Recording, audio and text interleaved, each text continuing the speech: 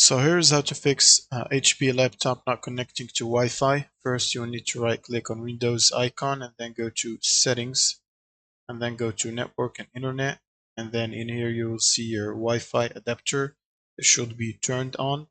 Now also, if you have Windows airplane mode enabled, make sure to disable it because that when it's enabled, it doesn't let Wi-Fi connect or doesn't let Wi-Fi service to be turned on. Make sure to disable airplane mode and enable your Wi-Fi in here if you see it, if you connected via Wi-Fi. Now you can simply close this, then right click on Windows icon and go to Device Manager. And in here, go to Network Adapters, expand it, and then find your Wi-Fi adapter. And then right click on it and try to disable the device.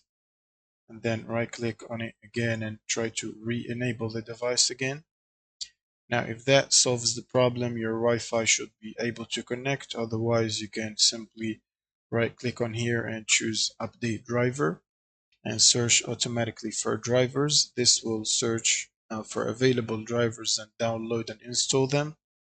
Now what you can do as well is search in Windows updates. If there are any pending updates here, you should download and install them. Should also go to advanced options and then optional updates and install any related available updates for Wi-Fi or WLAN if you see them in here. And now you'll simply need to reboot your PC and that should fix the Wi-Fi problem. What you can do as well is right click and search for Troubleshoot, then open Troubleshoot settings, and then in here click on other troubleshooters, and then you can simply select network and internet and run this. Click on the run button, and this should run tests to check your Wi-Fi and suggest fixes or prompt you to apply fixes to solve the problem. And that's it. Thank you guys for watching and subscribe.